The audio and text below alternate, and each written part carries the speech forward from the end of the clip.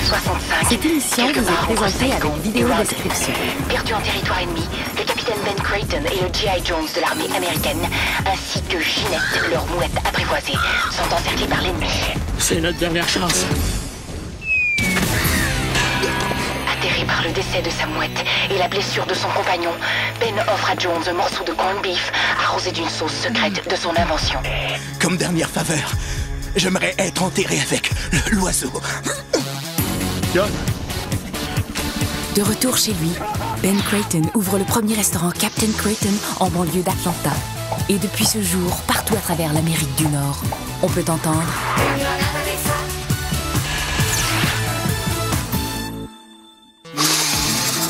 Oh, swell que j'aime l'odeur de la sauce napalm au petit matin. Heureux d'être de retour comme gérant, coach? Oh que oui. Puis en retrouvant mes employés, j'ai l'impression de retrouver une vieille paire de pantoufles. Parce que tu nous connais depuis longtemps puis que tu nous apprécies. Ouais, mais surtout parce que je vous ai à mes pieds puis pour pas cher.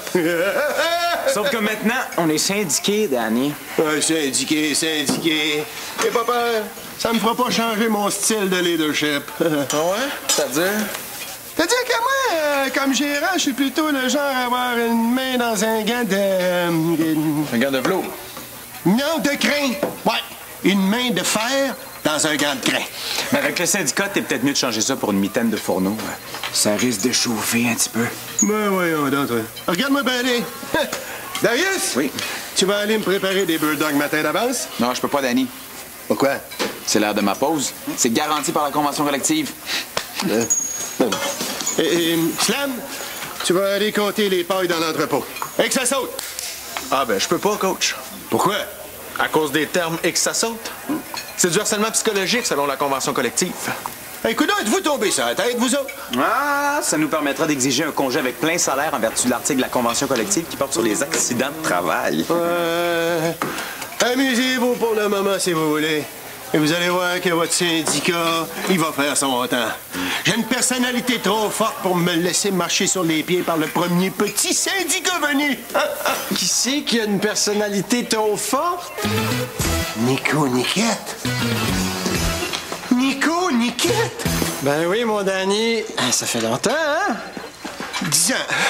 10 ans aujourd'hui même, mon Danny. 10 ans depuis la fois où tu t'es couvert de ridicule au salon du fast-food. Pourquoi t'es venu me rappeler ça, Nico, là? J'avais quasiment réussi à tout oublier ça. Parce que ta suspension est finalement terminée, mon Danny. Puis que je voulais savoir si t'allais participer au prochain salon du fast-food là, qui commence demain. Si j'allais avoir une deuxième occasion de t'humilier.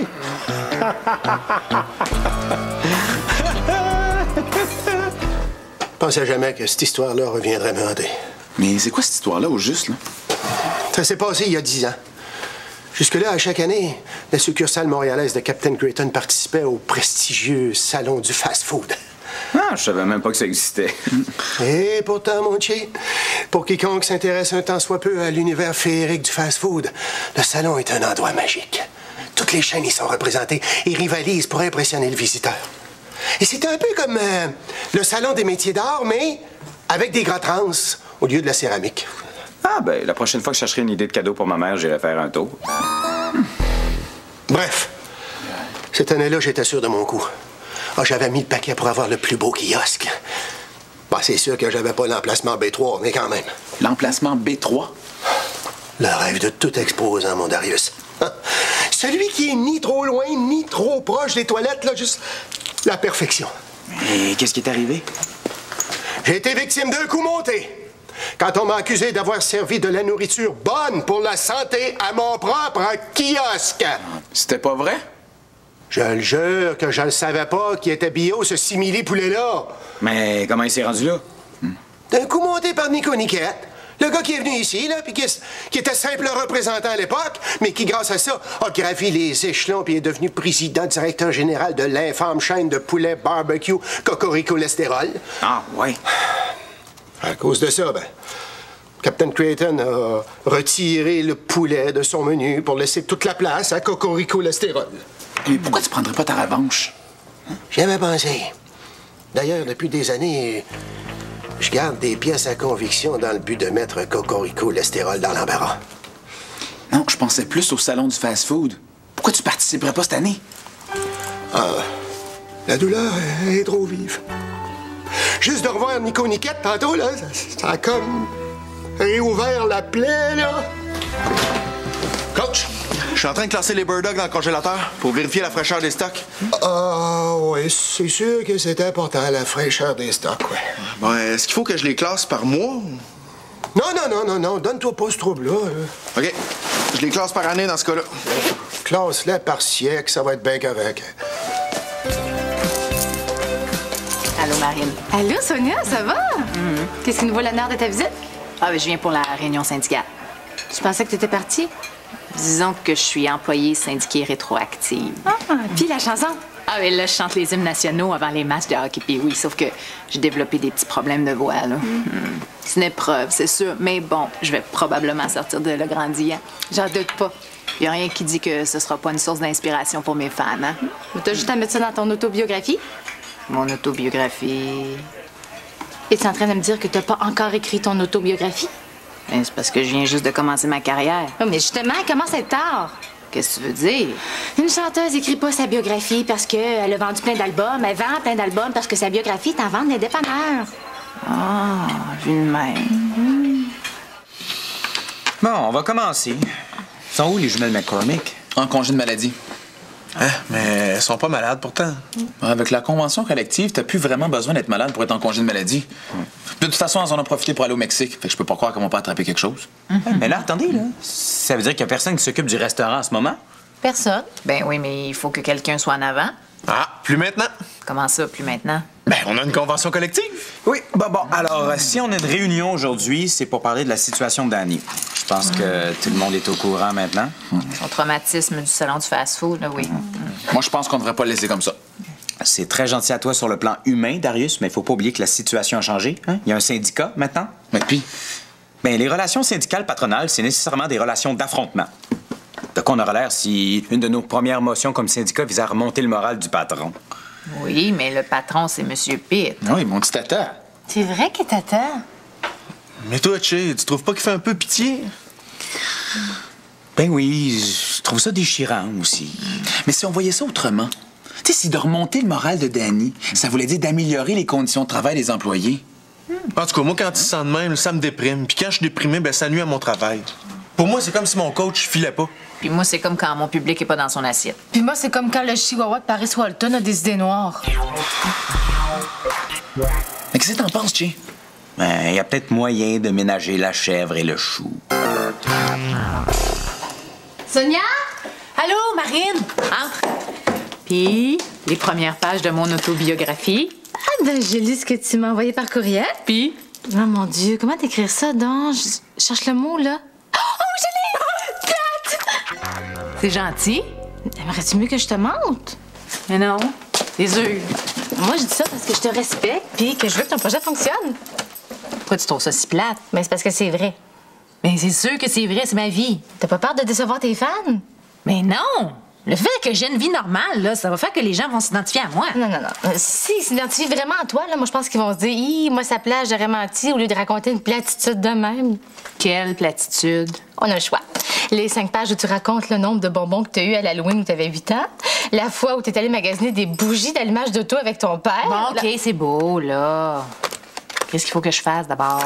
Il faut faire rêver les gens. Il faut que ce soit un conte. Oh! Par exemple, dans les contes, là, les familles sont nombreuses. Pourquoi tu dirais pas qu'il y avait 11 enfants chez vous? Parce que si quelqu'un vient vérifier, il va bien voir que c'est pas vrai.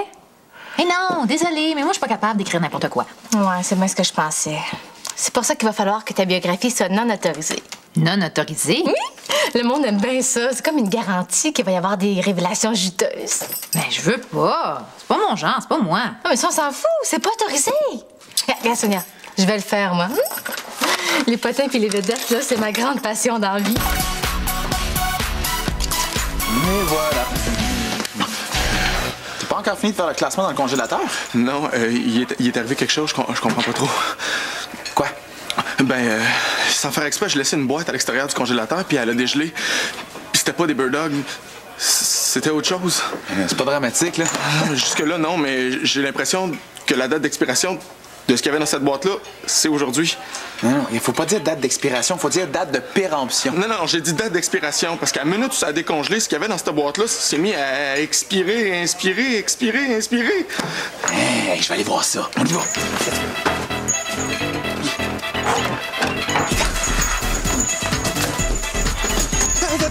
Ça prendrait quelque chose au cours, faudrait se battre. Prends le balai.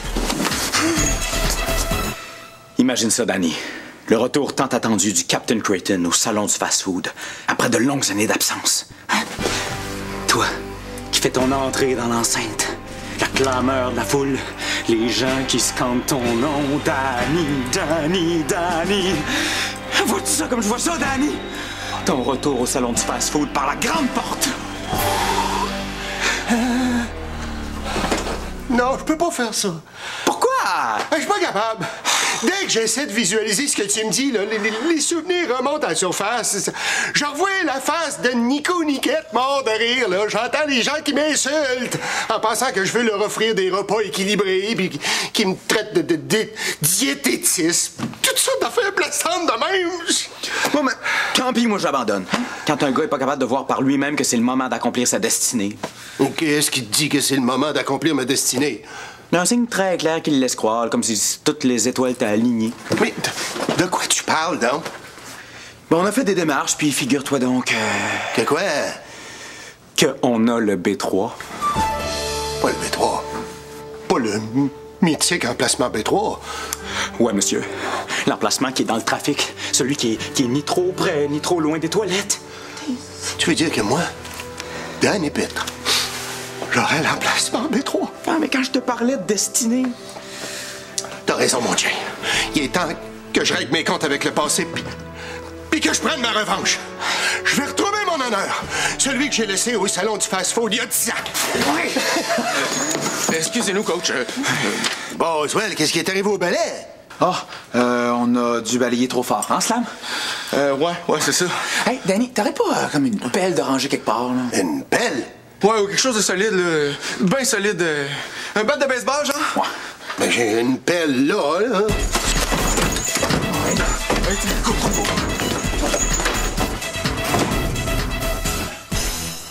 OK, c'est bon.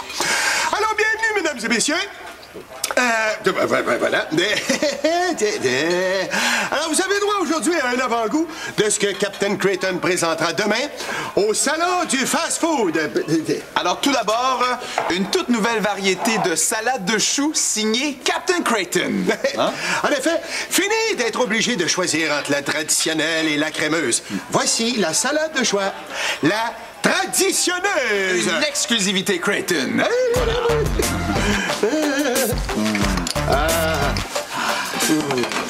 Et enfin, des bouchées nommées en l'honneur de Monsieur Danny Pitre, ici présent. Oui, je parle bien sûr des tatapas. C'est mon idée. Merci, Darius, je suis très touché. Les tatapas. Ça a l'air que tu reviens au salon du fast-food, mon petit Danny. Hey, je veux te dire à quel point je suis content. Ah bon? Oui, ça fait 10 ans que ça manque d'entertainment, là. Enfin, on va avoir un clown. Ben, t'es mieux de rire maintenant, mon Nico Niquette, parce que ça durera peut-être pas très longtemps. Ah non! Non, parce que figure-toi donc que j'ai l'emplacement B3. Hey, ça paraît que ça fait longtemps que t'es pas allé là, mon Danny. Depuis les rénovations du Palais des Salons, le B3 s'est rendu dans le pavillon secondaire. Hein, les grosses compagnies comme Cocorico Cholestérol sont toutes dans le pavillon principal. Ah bon? Pourquoi tu penses que t'as réussi à avoir le B3?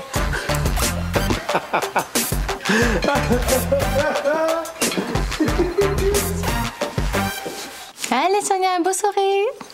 OK, faut que tu t'imagines que t'es dans un gala puis que t'as une chance de gagner. Ah! Non. Toi, Slam, là, t'as pas besoin de sourire. Comment ça? On va faire du Photoshop. Ta face, elle va être remplacée de toute façon. Ah, mais par la face de qui? Ça dépend. L'idée, là, c'est de pouvoir inclure dans la biographie de Sonia des images d'elle accompagnées de différents gars dans différentes situations. Par exemple, avec Drap Type au Oscar. Ou encore avec Justin Timberlake au Gummy. Hein, t'es déjà sorti avec ces gars-là? Non, mais il va falloir. Ah bon. Oui, ben Marine veut prendre de l'avance. Attends, elle veut que ta biographie prenne de l'avance sur ta vie? Oui, pour des raisons pratiques et commerciales, Marine elle veut raconter et montrer ce qui va se passer entre maintenant et le moment de la publication du livre. Et donc, il va falloir que Sonia vive les prochains mois de façon à ce que ça corresponde à sa biographie. Oui. Oui, mais ça te laisse pas grand temps pour rencontrer Drap-Type, faire en sorte qu'il tombe en amour avec toi, le convaincre de passer sa vie avec toi, puis d'abandonner sa femme, qui est une des plus belles actrices au monde.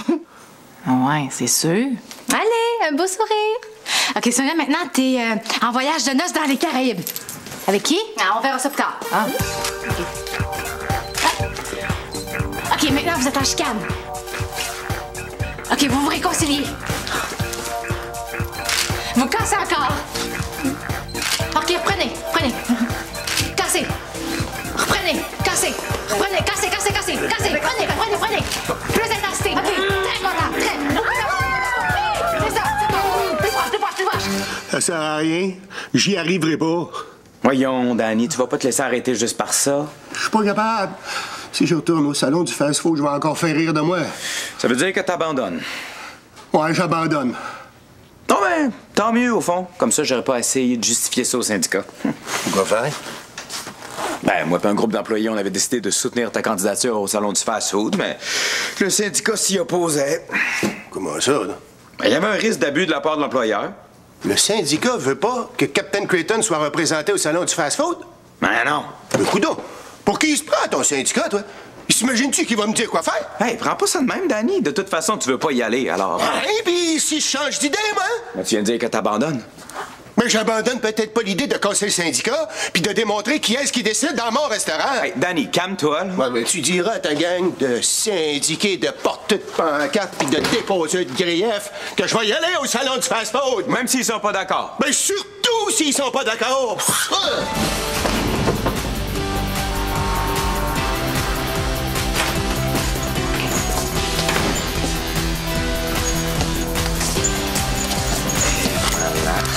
Bon appétit. Danny n'est pas encore revenu du salon du fast-food? Non, pas encore. Ça devrait pas tarder. J'espère que ça s'est bien passé. Ben là, c'est juste un salon du fast-food. Ouais, mais ça me tracasse quand même. Danny a comme une faculté limitée de se mettre dans des situations que personne n'aurait pu imaginer. Hey, Danny! Oh, hey, on avait hâte de te voir. Comment ça s'est passé? Plutôt bien, je dirais. T'as pas l'air sûr. Ah non, les dégustations ont eu beaucoup de succès, tout ça, là. Ah, Nico Niquette a dû ravaler ses paroles, hein? Ah, je le sais pas. Il était pas là, je l'ai pas vu. Comment ça? C'est que dans mon empressement puis mon enthousiasme, je suis pas allé au bon endroit. Je me suis trompé de salon. T'es pas allé au salon du fast-food? Non, je suis allé au salon des nouveaux mariés. Je pense que Marine est en train de virer folle avec l'histoire de ma biographie. Là, c'est-tu rendu pire qu'hier? Parce que t'es déjà bien parti. Là, elle est rendue dans 2 ans. Je résiste aux avances du prince William d'Angleterre et je réfléchis à l'offre qu'on m'a faite de chanter la chanson thème du film Titanic 2. Allô? Le bateau coule à la fin du premier. Mais c'est ça que j'ai essayé de dire, mais comme elle l'a pas vu, elle voulait pas que je dévoile le punch. Bon. Qu'est-ce que tu vas faire?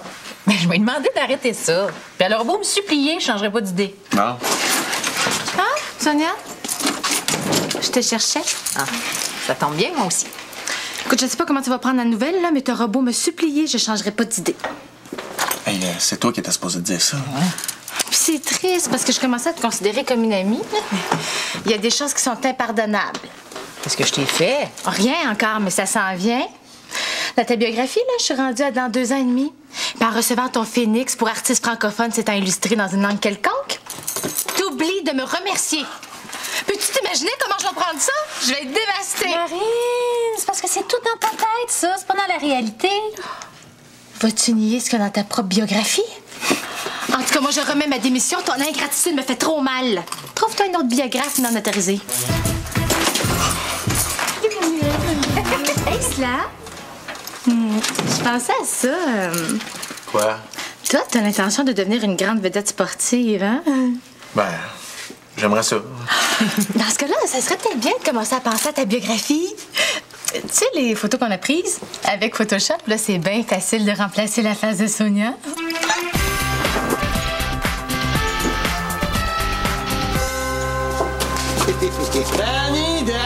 Danny, t'es extraordinaire.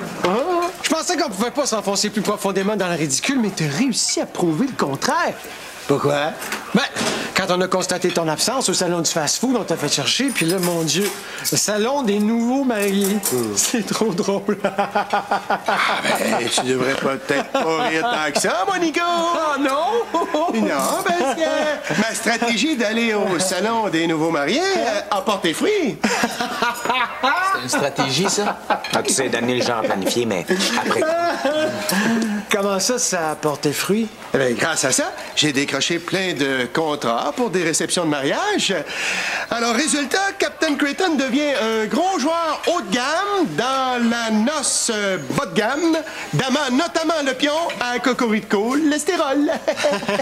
Tu niaises, là. Mieux que ça, je réintègre le poulet dans mon menu spécial nouveau marié. Hein?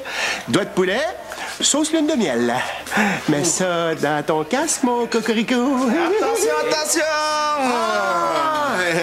Un autre contrat que t'auras pas. Je vais aller à la toilette. Oh, ben je t'en prie.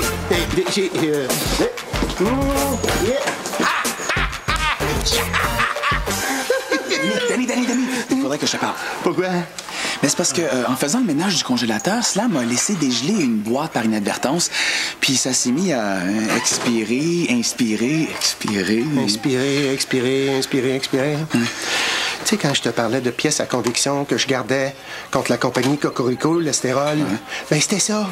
C'était des échantillons de leurs croquettes de poulet que je conservais pour faire analyser leur taux de bactéries que je considérais comme plutôt suspect. Non, mais t'avais raison de te méfier parce qu'il y a de la méchante bébête qui s'est développée là-dedans. Qu'est-ce que vous en avez fait, là? Ah, ben Sam et moi, on a réussi à les repousser jusqu'à dans la toilette des gars, à les mettre dans le bol, mais là... Mais là, quoi? Ben, on n'a pas été capable de tirer à chasse d'eau. Ah ouais, ça tombe bien.